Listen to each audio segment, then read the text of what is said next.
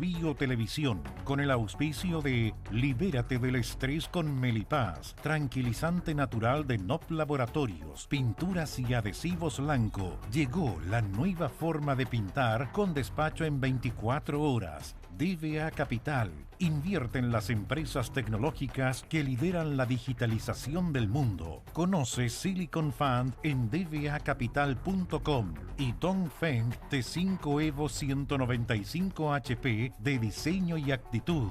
SIDEF, garantía de confianza. Presentan la entrevista de Tomás Mochiati.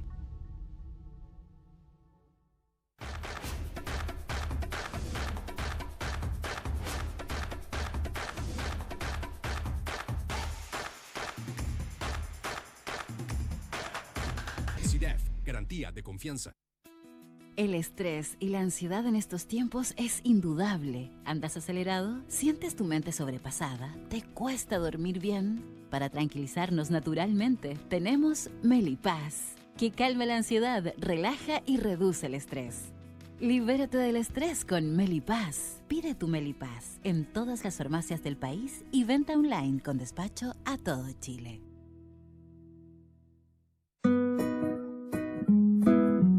Ella le pone magia al color. Nos hace muy felices, compartimos nuestro amor. Ponle magia tú también, deja la imaginación volar. Que todo luzca hermoso como siempre está tu hogar. Mi mundo es mejor con Lanco.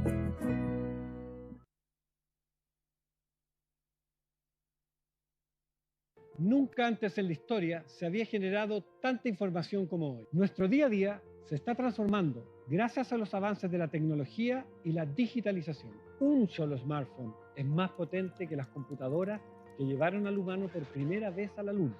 A partir de esto, creamos Silicon Fund, un fondo que invierte en las compañías que crean la tecnología y fabrican los productos que llevan adelante esta tarea. Esta revolución está recién empezando. No te quedes abajo. Invierte en Silicon Fund y sé parte de la digitalización del mundo. Somos un proyecto educacional que abre sus puertas a la comunidad de Concepción y alrededores y satisface la necesidad de muchas familias que han estado buscando un colegio como este. Ofrecemos un currículum con énfasis en la adquisición del idioma inglés como segunda lengua, formando ciudadanos globales en un ambiente donde el estudiante pueda crecer, aprender y convertirse en una persona plena. Preston School.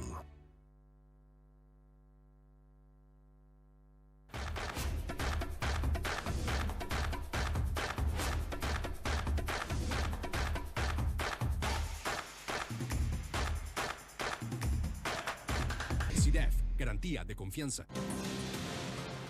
Han pasado muchos años. A fines de 1985, la dictadura del general Pinochet había rechazado el acuerdo nacional que le había planteado la oposición. El país vivía una tensa situación. A comienzos del año 1986 llegó a nuestro país el senador norteamericano Edward Kennedy y se produjo un gran escándalo porque no podía salir del aeropuerto. Pinochet, en el curso del año 1986, había reprendido fuertemente a carabineros, estimaba que estaban actuando blandamente frente a la oposición en actos de conmoción o de protesta pública. Decían que los carabineros, dijo Pinochet, eran blandos, ineficaces. En la primera mitad de 1986, el ejército chileno creó la Unidad Fundamental Antisubversiva. Oficiales jóvenes, solteros, agrupados de 15 a 20, con vehículos, con implementos, para estar en las calles. Se les garantizaba a estos soldados impersonalidad de trato y anonimato, camuflaje de guerra en sus rostros. Por ejemplo, cuando se tomaron los estudiantes la sede de la Universidad de Chile en Medicina, la sede norte fue desalojada por paracaidistas. El día 2 de julio era un día de paro nacional. En el sector de General Velázquez, en un remoto callejón solitario, a plena luz del día, 2 jóvenes fueron capturados por una de las tantas patrullas militares que había en ese lugar. Había miles de soldados en las calles de Santiago. Rodrigo Rojas de Negri, de 19 años, y Carmen Gloria Quintana, de 20, fueron quemados y luego, tenía 18 años Carmen Gloria Quintana, fueron quemados y abandonados en un camino de Quilicura. Uno de ellos murió, Rodrigo Rojas. Carmen Gloria Quintana salvó su vida después de muchas operaciones. Hoy está con nosotros el coronel de ejército en retiro, en ese tiempo era Teniente Julio Castañer González, que estuvo en ese lugar y que ha sido condenado por la Corte de Apelaciones de Santiago a 20 años por este hecho. Y su causa va a ser vista por la Corte Suprema seguramente en el curso de este año. Gracias por estar con nosotros. Buenas tardes, don Tomás. Usted estuvo ahí. Así es. A plena luz del día ocurrió esto. ¿A qué hora ocurrió? Esto ocurrió aproximadamente a las 8 de la mañana del día 2 de julio. Como bien dice usted, después de un paro convocado, digamos, por la Asamblea de la Civilidad de la época. Y efectivamente hubo un despliegue de aproximadamente en la región metropolitana alrededor de 6.000 hombres, de los cuales alrededor de 700 correspondían al Regimiento Libertador, donde yo cumplía servicio. 6.000 hombres, eso significa que Santiago estaba bajo absoluto control militar. Relativo control 6.000 militar. hombres es Sí, una claro. enormidad. Exacto, sí. Así es, Usted concurrió al lugar. así es.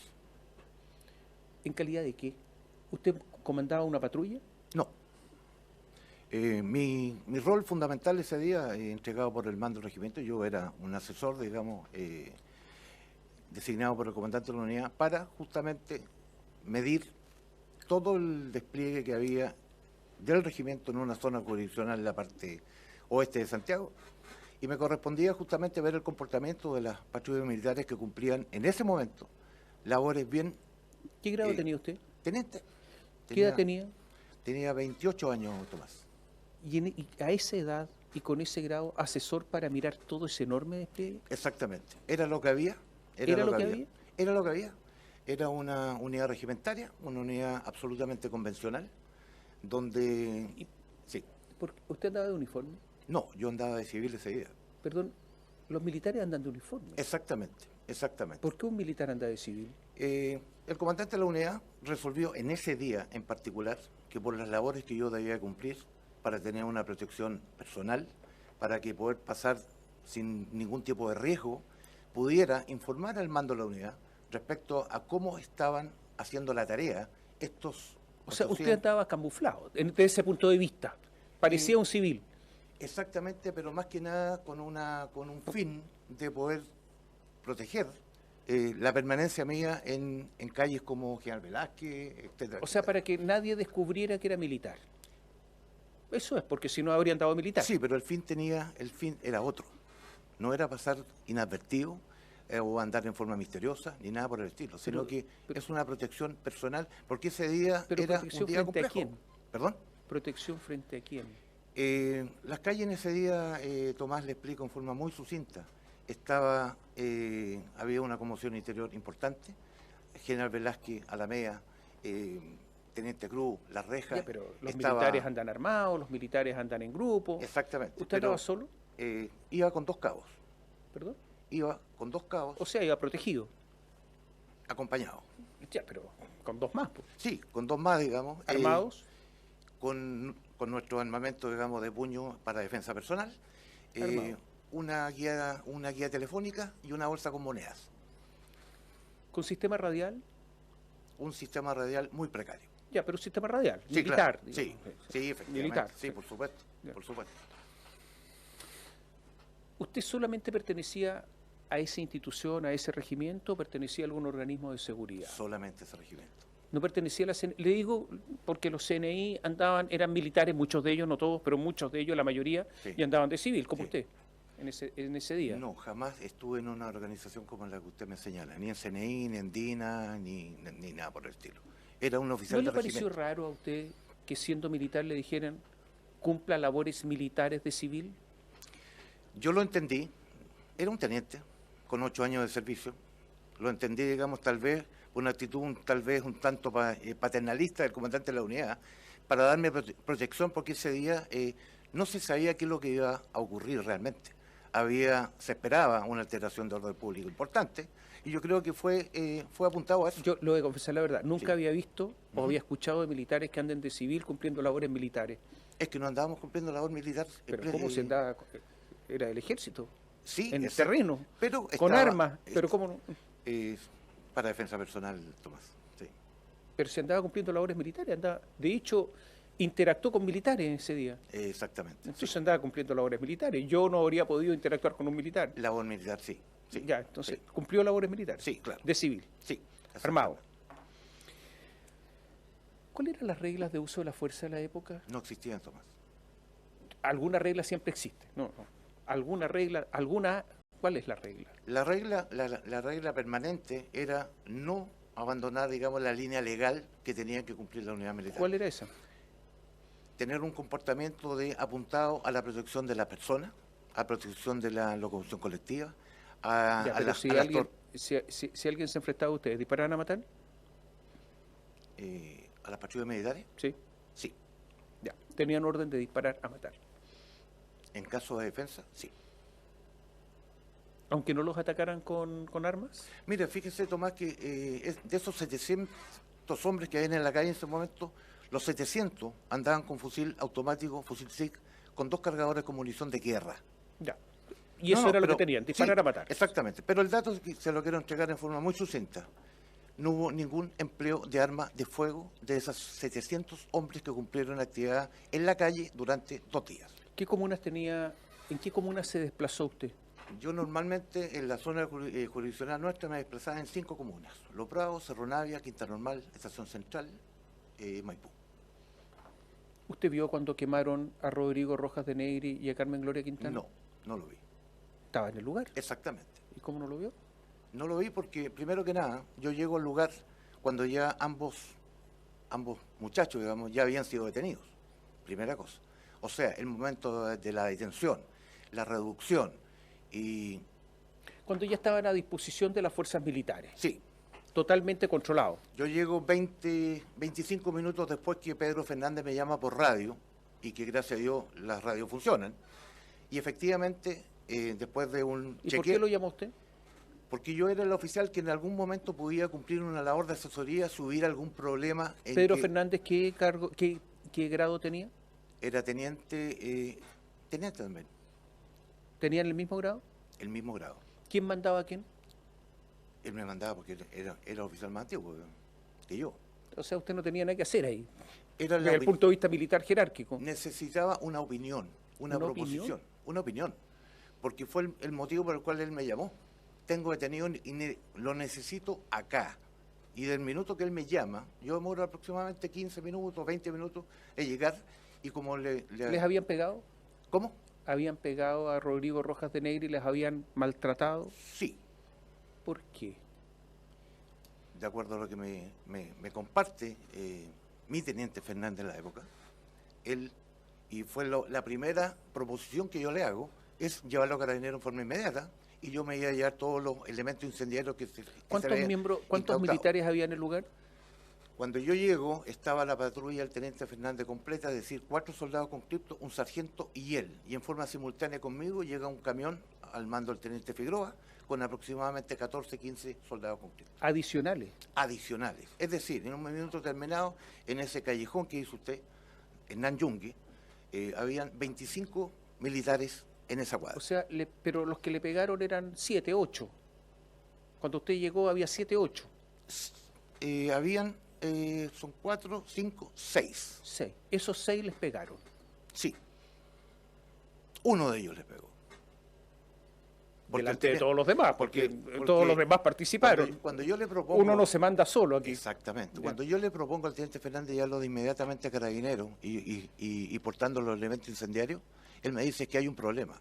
Se debió reducir a uno de ellos, al hombre, porque portaba 12 bombas incendiarias de contacto y se resistió al arresto. O sea, es decir, aplicó violencia. Ya, pero usted lo puede resistir. Está bien, pero acto seguido, No los tiene para qué pegar. al decirme eso, yo le digo, ¿sabe qué, mi teniente?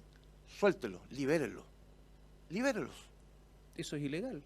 ¿Perdón? No estaban para eso ustedes, tendrían que entregarlo a carabineros. Exactamente, es que el hecho de portar bombas en un vehículo militar con detenido a bordo era tal vez más peligroso que en ese minuto que decir simplemente, y además el teniente Fernández resuelve, lo voy a liberar, Pero, y ordena a viva voz. pero no los liberan y los queman. No, es que vamos por partes.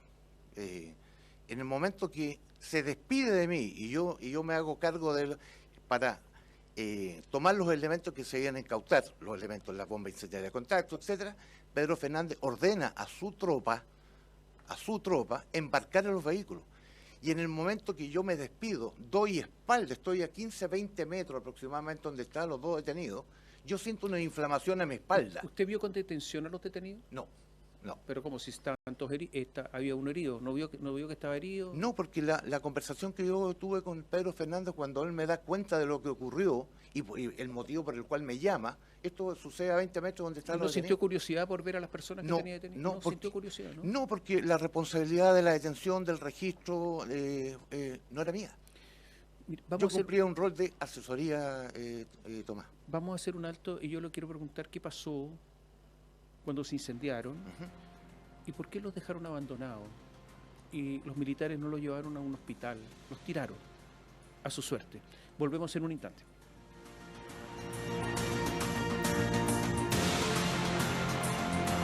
Melipaz para el estrés y Valupaz para el insomnio de NOP Laboratorios, Preston School, Always the Truth, están presentando la entrevista de Tomás Mochiati.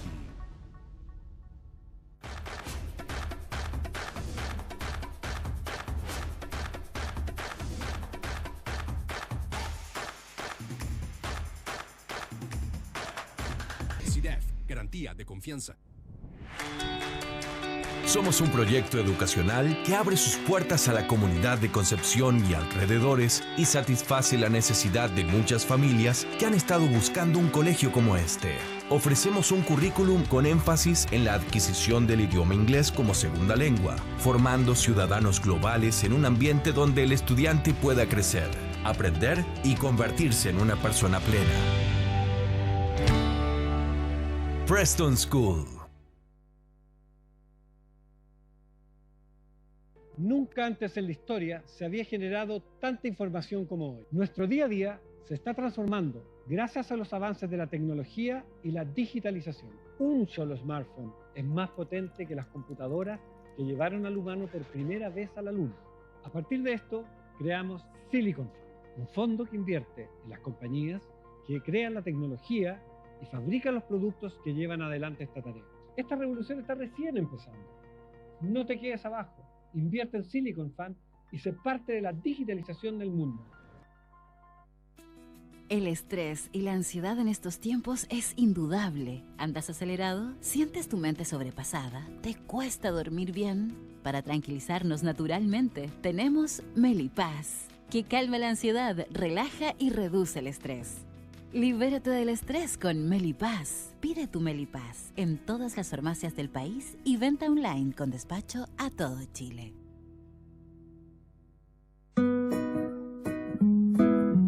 Ella le pone magia al color. Nos hace muy felices, compartimos nuestro amor.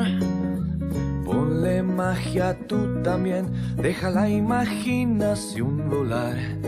Que todo luzca hermoso como siempre está tu hogar. Mi mundo es mejor con Lanco.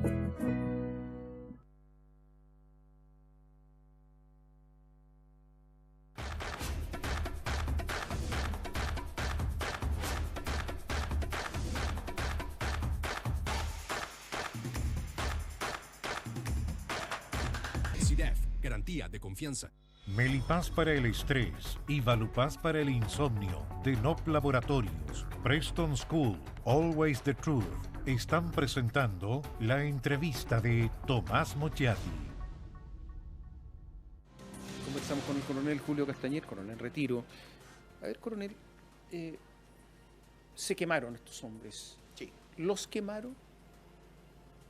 No lo sé. Si usted me lo pregunta, digamos, lo que se ha declarado. Yo he declarado exactamente lo mismo del año 86 a la época. Los vio, ya, los quemaron. Sí, hubo una inflamación importante, fue una tragedia monstruosa. En ese momento, sí. ¿Usted le comunicó vía radial a su superior lo que había pasado? No. ¿Por qué? Porque lo más serio que teníamos en ese momento era llevar a los detenidos a la posta. Está bien, mientras los van trasladando, usted toma una radio, llama, avisa. El momento del desplazamiento, desde ese lugar donde la prioridad, insisto, eran las 2 personas que habían sufrido quemadura, eran ellos. Si usted me pregunta el nivel de atrición, el nivel de caos que existía en ese momento, con gente en la esquina, con el desplazamiento por General Velázquez, por Teniente Cruz, por La Reca, el punto, la urgencia era darle pronta atención. Ustedes son personas preparadas para la guerra, o sea, pueden hacer varias cosas al mismo tiempo, desplazarse, hablar por radio, o sea, no son civiles. Sí, la radio eran bastante precarias. Ya, pero no les avisó. No, para nada. Pero estas personas no llegaron al hospital. Así es. Los lanzaron a su suerte. Exactamente. Fueron abandonados. Por el ejército. Fueron abandonados por el oficial que estaba a cargo de este procedimiento. Y Ejército de Chile, exactamente. Sí. Ahora bien, en el momento que yo me desplazo junto a Pedro Fernández, donde teníamos la convicción absoluta que esas personas tenían que llegar a la posta. ¿A qué posta? A la posta Irene Frey de Quilicura. En ese momento yo, 500 metros o 1000 metros antes, yo recibo otro comunicado radial de un teniente que estaba en Huelén con Mapocho con graves problemas de enfrentamiento. En ese momento, el oficial a cargo, yo le informo al teniente Fernández, mi teniente, yo me voy, usted... Perdón, pero coronel, si esto era tan grave, tan importante, que incluso le impedía llamar por radio, sí, y se va para otro lado. Con la confianza absoluta, Tomás, con la confianza absoluta que el teniente Fernández iba a cumplir el cometido. Desde Hernán Yungue, el lugar de los hechos, al lugar de la posta, nos demoramos 17 minutos. Es decir, si yo no hubiera tenido la confianza en mi teniente de que iba a cumplir el cometido de llegar a la posta Irene Frey, yo no lo hubiera abandonado. Y si usted me dice si algún tipo de autocrítica que yo me hago hoy día con 65 años de vida, era a lo mejor no haber confiado en que Fernández iba a llegar al destino que todos participábamos de llegar a los 2 muchachos, digamos, a la posta Irene. Aquí ha habido una sucesión de mentiras en todo este caso. Sí. No lo sé. No, lo sabe, porque durante 17 días después de ocurridos los hechos, el gobierno del general Pinochet, la dictadura del general Pinochet, sí, negó que hubiese habido militares en el lugar. Usted lo sabe. Sí. O sea, trataron de encubrir todo esto. Por lo tanto, hubo una sucesión de mentiras institucional. No tan así, no, pero, porque desde su origen, Tomás, yo termino el cometido en Huelén con Mapocho, como le acabo de manifestar, y yo llegué a mi unidad y le di cuenta pormenorizada al segundo comandante y hasta ahí llega mi nivel de responsabilidad. Que la autoridad de la época trató de encubrir todo esto. Y usted sabe, hay declaraciones públicas. Hubo un silencio de 17 días. No solamente eso, dijeron que no había habido personal militar en el lugar. Sí, no solamente silencio. Eso es público, exactamente. Y usted se dio cuenta que estaban mintiendo. Exactamente. ¿Usted se imagina en el alma de esos tenientes, de esos cabos, de esos soldados conscriptos que durante 17 años recibimos el bombardeo de la radio cooperativa en la época que está llamando, etcétera? Yo no me imagino nada, salvo decir que mintieron. Y que los que sabían la verdad, sí le dijeron al jefe, el jefe también se quedó callado, o mintió también, no sé, pero mintieron. Mi teniente Castañer, mi teniente Fernández informaron desde el primer momento pormenorizadamente al mando. Ahora, ¿qué es lo que pasó en la autoridad institucional, en la autoridad política? Discúlpeme, pero éramos teniente con 8 años de servicio. Los norteamericanos supieron inmediatamente todo esto. Hay informes norteamericanos que se dieron a conocer con los documentos desclasificados que dijeron inmediatamente que ellos fueron quemados de forma deliberada por soldados. Lo sabían los norteamericanos de inmediato. Incluso dijeron lo siguiente: médicos en la posta central del Hospital Público de Urgencias afirman que el director de la posta obstruyó el traslado de Rojas a una clínica mejor equipada para tratarlo. El director médico de la posta central, identificado como el doctor Guzmán, escribió una nota en el historial médico de Rojas ordenando que no recibiera visitas debido a los problemas legales de su caso y de Quintana, y que tampoco debía ser trasladado. Y de esta manera impidió que se tomara cualquier declaración legal al joven Valerio. A ver, ¿hubo toda una planificación acá? Yo se da cuenta, ¿no? Desconozco esos reportes que usted me habla, pero se advierte, digamos, de que se obstruyó la justicia por parte de autoridades ministeriales y políticas de la época. No tengo duda, digamos, no tengo duda. ¿Por qué? Y quiero que se lo diga a la gente, sí. Porque en medio de todas estas mentiras, de todas estas obstrucciones, de todos estos obstáculos para saber la verdad, habría que creerle a usted? Porque usted perteneció al ejército, o sea, a esta cultura que está acá también. No, yo no me hago parte de esta cultura obstruccionista de la justicia, Tomás, por ningún motivo. Fíjese usted que a mí la primera persona que tomó declaración fue un ministro en visita de la Corte de Apelaciones de Santiago, don Alberto Echavarría Lorca. Y él nos tuvo incomunicado, presos, durante 5 días, después de los cuales somete a proceso al teniente Fernández por la responsabilidad de esta tragedia, de este delito. Y a partir de ese minuto, perdóneme que le diga, Tomás, yo he mantenido mis declaraciones hasta el día de hoy. Yo reconozco, le insisto nuevamente, esto fue una tragedia que cambió el destino y marcó toda mi vida. Y de otros más que bueno, también la vida de Fernández Dito, la vida de todos, obviamente. Sí. Y la vida de Rodrigo Rojas, sí, que terminó. Pero está hablando de una persona inocente, Tomás. Inocente. ¿Usted siguió en el ejército por 41 años? Sí. En la misma institución que mintió públicamente. ¿No le dieron ganas de irse? Si es que usted tenía la razón, si es que usted, me imagino que era violentado por esta mentira institucional, pero siguió en el ejército, no se fue. Mire, ¿Por qué? Porque no le importó que mintiera el ejército. ¿Porque se sintió protegido por el ejército? ¿Por qué siguió ahí? Yo seguí en el ejército, Tomás, por algo súper sencillo. La justicia a mí me validó mi actuar ese día en este tremendo episodio. ¿Por qué tenía que asumir yo una responsabilidad en la cual no le pregunto por qué siguió en el ejército si esa institución mentía? Yo amaba al ejército, Tomás. Ya, pero no deja mal cuando el asunto no funciona. Sí, pero yo no entré al ejército por el general Pinochet. Yo entré por mis convicciones personales, familiares, por mis valores, por mis motivaciones. Yo no entré por el general Pinochet, le vuelvo a repetir. Yo no me voy a hacer cargo, digamos, de errores políticos. Pero el ejército mintió, el ejército como institución mintió.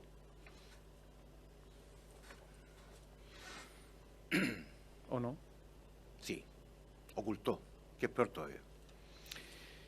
Hubo un conscripto que estaba en el lugar que usted los indica como uno de los autores del asesinato. Sí.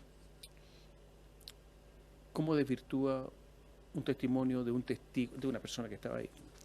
Bueno, ese soldado conscripto, Fernando Guzmán Espíndola, da a conocer y relata hechos de los cuales ni siquiera él había llegado al lugar del episodio.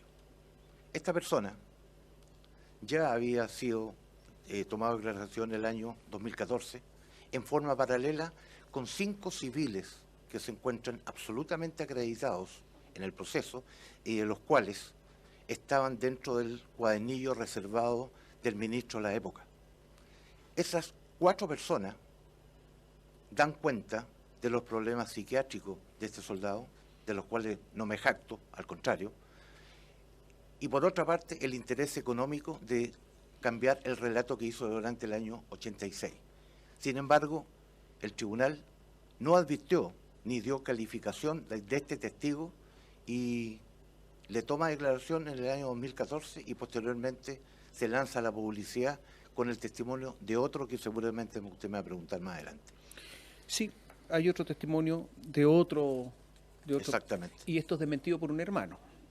Inicialmente por un hermano. Sí. Exactamente. Un hermano que... Pero un hermano. Un hermano que, me atrevo a decir, Tomás, sin ningún tipo de error, digamos, un hermano que lo único que ha privilegiado es la forma como este soldado conscripto, y me refiero a Pedro Franco Rivas, fue manipulado, fue extorsionado. El hermano es Marcial Franco. Marcial Franco es el hermano. El hermano que declaró. Exactamente, exactamente. Y posteriormente es el propio Franco Rivas que a través de una declaración jurada reconoce, digamos, de que fue manipulado por un medio de televisión, por un periodista, por su equipo de producción, y con todo lo que en algún momento una radio difundió el año pasado. Digamos. ¿Está preparado para ir a la cárcel? No voy a ir a la cárcel. No, está condenado a 20 años. Exactamente, pero tengo la convicción más absoluta, hasta el último día de mi vida, de que voy a dar todo lo que está de mi parte para demostrar mi inocencia. ¿Y sabe qué? Soy inocente, Tomás. ¿Usted hace política? No, no soy político. ¿Se ha inscrito en algún partido político? ¿Cómo? ¿Se ha inscrito en algún partido Sí, político? por supuesto. ¿En qué partido político? El Partido Republicano. ¿Desde cuándo que está en el Partido Republicano? 3 años atrás, 4 años ¿Es atrás. amigo de Cast? ¿Perdón? ¿Es amigo de José Antonio Cast? Amigos, somos conocidos. Porque amigo... pero ¿qué tan conocido? Hemos estado 3, 4 ocasiones juntos. ¿Han bastado esas 3 o 4 ocasiones para que Cast hable en favor de usted? Yo en su momento le relaté mi verdad a José Antonio Cast. Me creyó y le di pruebas tan consistentes como las que estoy entregando a usted en este momento. Y obviamente me escuchó, me encontró razón y me apoyó en varias oportunidades de televisión. Si lo condenan a la cárcel, ¿se va a entregar?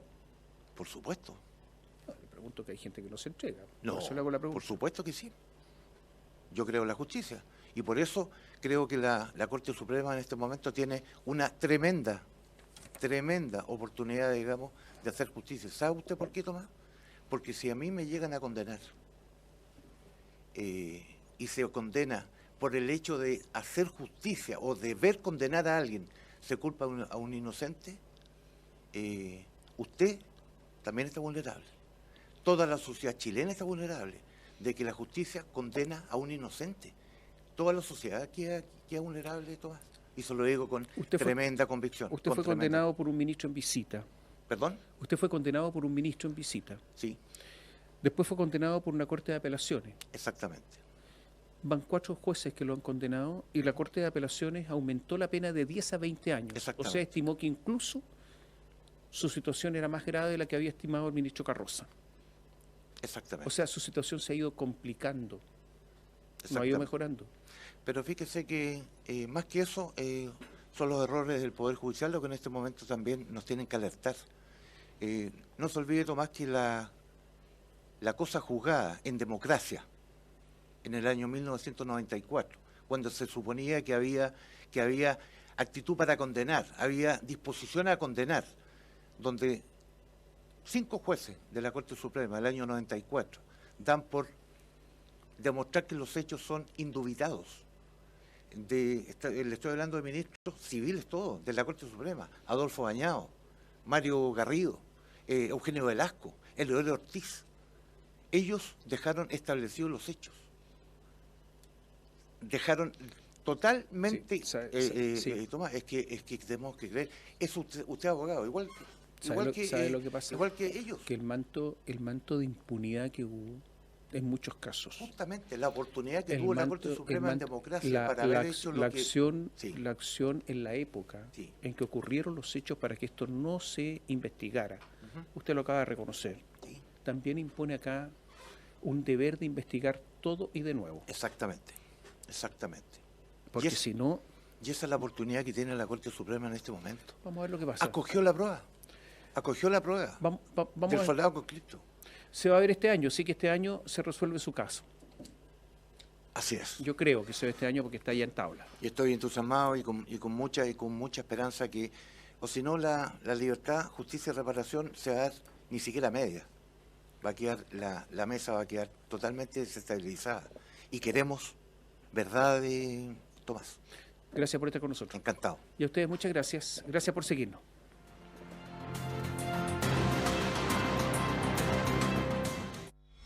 Canal 9 Bio Bio Televisión, con el auspicio de Libérate del estrés con Melipaz, tranquilizante natural de NOP Laboratorios, pinturas y adhesivos Lanco. Llegó la nueva forma de pintar con despacho en 24 horas. DVA Capital. Invierte en las empresas tecnológicas que lideran la digitalización del mundo. Conoce Silicon Fund en dvacapital.com y Dongfeng T5 Evo 195 HP de diseño y actitud. SIDEF, garantía de confianza. Presentaron la entrevista de Tomás Mochiati.